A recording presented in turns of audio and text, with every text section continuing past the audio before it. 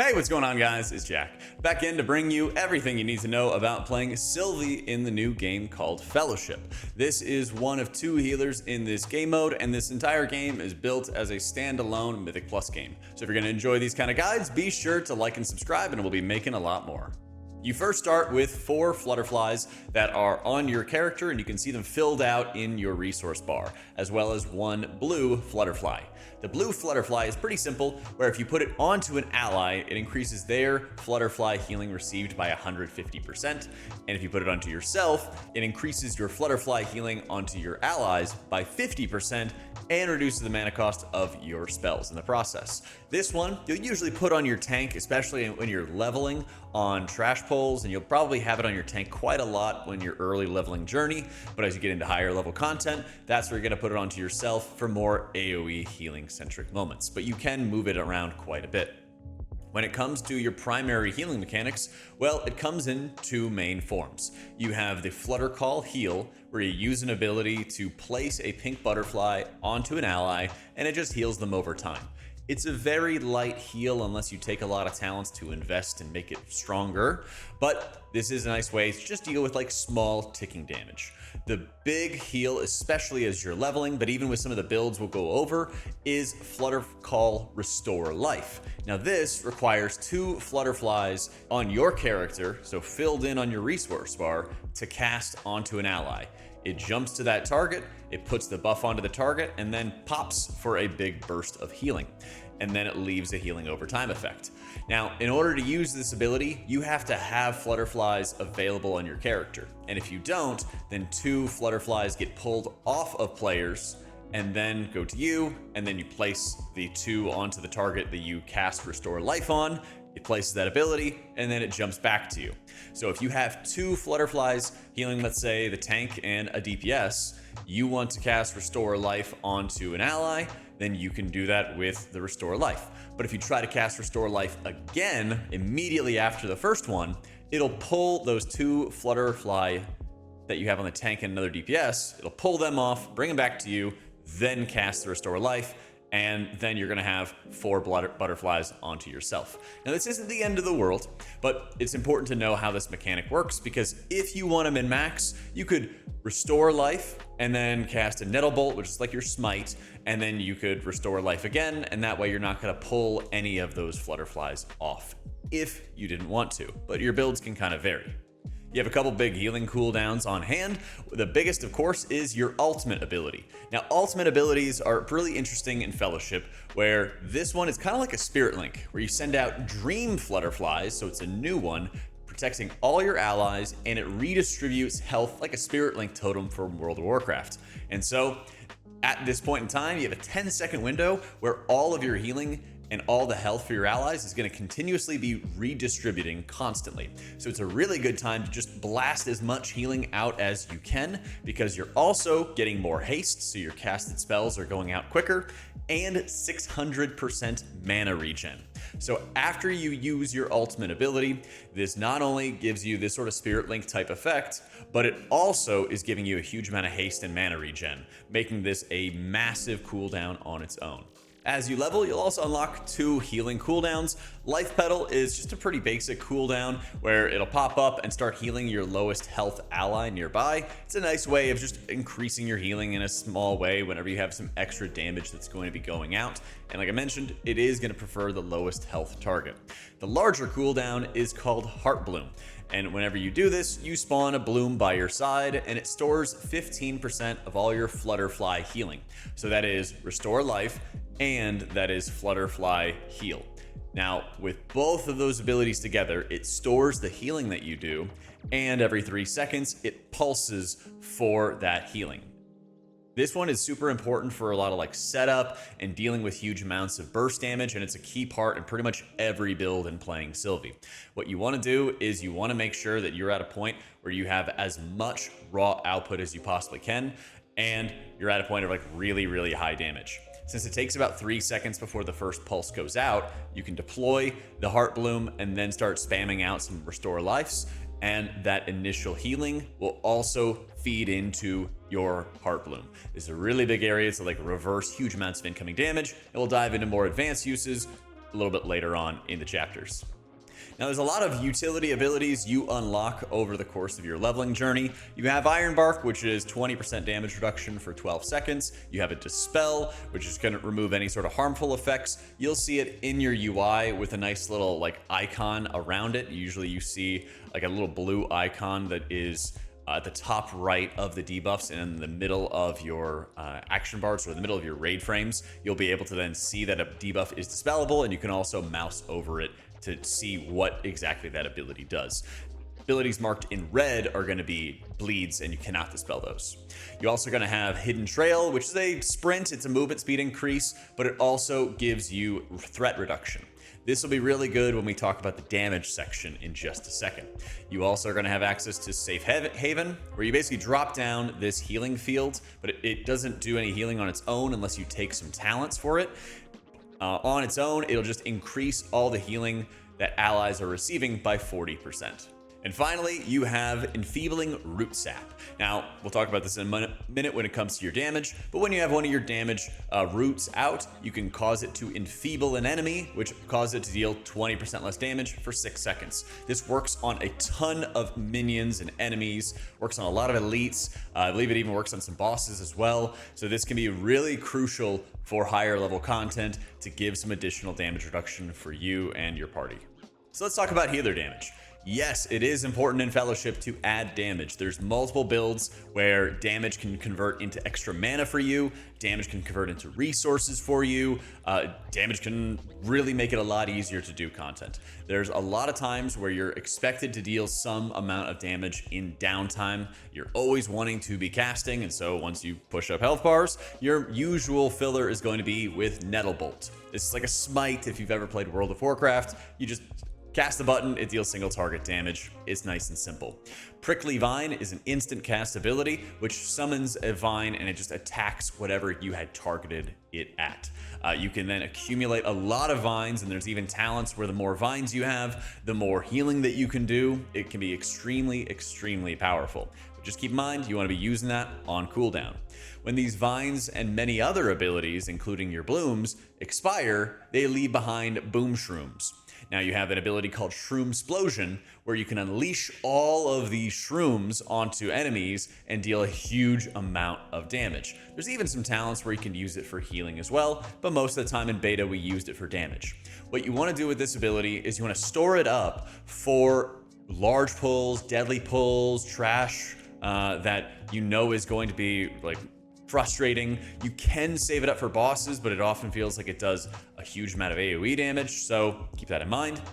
At any moment that you know is going to be more deadly, or if you're just at the beginning of a pull and you know that you can just blast a ton of damage while you're leveling, it can be amazing for just annihilating a pack entirely. You might want to make sure that you have Hidden Trail available though, because it can generate a lot of threat. And so you may want to Hidden Trail first and then unleash the Shroom Explosion so you don't rip aggro off your tank. So with all this in mind, I played around with a variety of builds on Fellowship's beta, and the one that I had the most success with, and I've talked to people and have had the most success with it, has been an incredibly heavy focus on Restore Life. Now, the way that we had this build is it starts with Verdant Restoration, which is a 2-point talent. The way that the talent system works in Fellowship is that you can get as many talents on the same row as you like, but you also have to have enough total points to afford all of them. And so you don't have to take any talent point in, the third row, for example, the way that this build does not. You just spend the points how you want to spend them. And so I often found, even for leveling, just taking Verdant Restoration for a 50% increased crit chance is obscenely good, both for leveling and for higher end content, allowing you to just focus on hitting that Flutter Call Restore Life as much as you possibly can, which at early levels can definitely lead to you running low on mana, which is also why Natural Knowledge, where your Nettlebolt restores mana, can be incredibly valuable. You do have pretty good out of combat mana regen in Fellowship, but if you're jumping right into another pull, because a lot of this game is going to be big on like farming dungeons quickly to help you gear up, then having the extra mana regen there is both good while you're gearing up, and it's really good at higher level content, because there's a number of like difficult boss fights that'll have 20-30 seconds of high damage, and then they'll have like 10 or 15 seconds of nothing going on where you can do some extra damage onto them, restore your mana, and then jump back into it. After you get your Verdant Restoration while you level though, I would highly recommend you get into Flower Power as fast as you possibly can. You also have a few different options. After that, Natural Protector is really expensive in a 3-point, but it provides some like instant defensive value, creating an absorb when you use Iron Bark or Safe Haven. This is really nice before damage is going out, and it's also really nice when you can synergize it with Nurtured Haven, which causes the cooldown of your Safe Haven to be reduced every time one of your plants wither. So if you're casting your vines or your petals or your blooms, that's allowing you to cast Safe Haven more. And as best as you can keep on dropping that Safe Haven, keep on having a massive healing increase, which will help you feed more output into your Heart Bloom as well, which means that it's just easier to heal everybody all the time. Magic Ward and Spirited Fortitude are also just like good damage reduction tools when you get into higher level content, which makes you a little bit tankier and makes it just easier to focus on other people. One talent was changed from beta for the build people were commonly playing, and that was Symbiosis.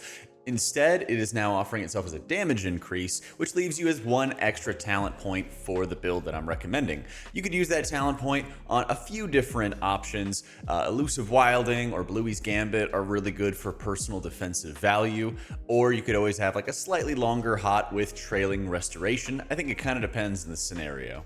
Keep in mind, different builds might want different focuses on stats. For this build specifically that I was really enjoying, I would recommend you go hyper heavy into haste, which is just going to allow you to more easily churn out a lot more restore life. After that, you can go into expertise, which is just a general flat output increase for your damage, your healing, and your absorbs. You also have critical strike as a stat, but you don't really care about that as much because you have a lot of crit strike in Verdant Restoration.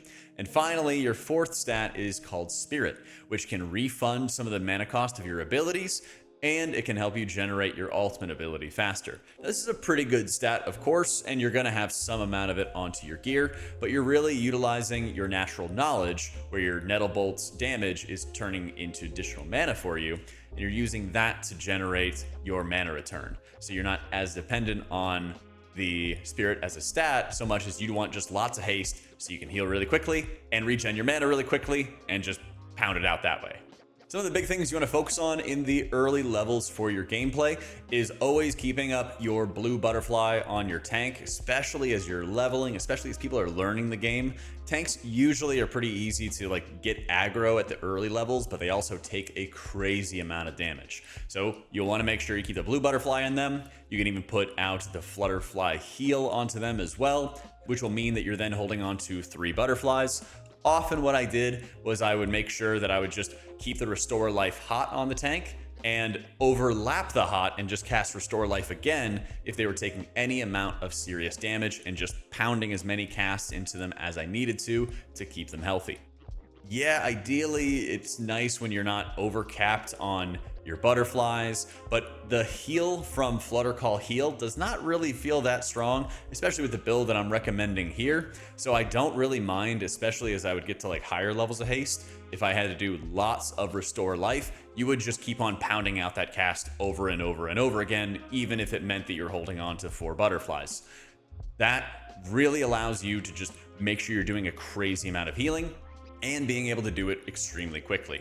Now, when you start getting into a couple of boss fights, as you start getting into like the what they call a capstone dungeons, or I guess they're fully called dungeons, they're 30-minute dungeons and then 15-minute-ish adventures. When you start going into the dungeons, which have 3 bosses, that's usually when you're going to be in heavier healing checks, and those are the situations where you put the blue butterfly onto yourself and focus on some more AoE healing in the process. But most of your healing at low levels is Restore Life. And if you're focusing on the build that I'm recommending at higher levels, well, it's also going to be a huge factor for you there. You just have to make sure that you're also taking advantage of your Heart Bloom and Life Petals to crank a huge amount of healing for when big burst damage is coming out. When it gets to setting up your healing for higher level dungeons and more difficult boss fights, Heart Bloom usually is going to be the thing that helps carry next to your Restore Life. And you also want to keep in mind, your Restore Life is extraordinarily heavily weighted towards the instant heal, which means that that first big pulse of healing is the brunt of what you're providing to your allies. So refreshing that onto a target that already has the hot is okay. You don't need to have like perfect uptime or anything like that. You could have some hots already out from Restore Life, then activate your Heart Bloom, and then you can have both the healing over time effect and the instant healing effect going out as well. That's great if you want to min-max it, but the biggest thing during your Heart Bloom is to make sure you are constantly casting Restore Lives. So like I mentioned earlier, you do need to have 2 butterflies on your character to send them out and apply a Restore Life. And if you cast a Restore Life again, back to back, then you're gonna call out any other butterflies that you have. If you're focusing on a build like this, that's okay, because you wanna just keep on maximizing the amount of Restore Lives, because the alternative is hitting like an instant cast ability, like a Prickly Vine or something like that, to break up the GCD so you have the time for the butterflies to return. It's like a little min-max type thing.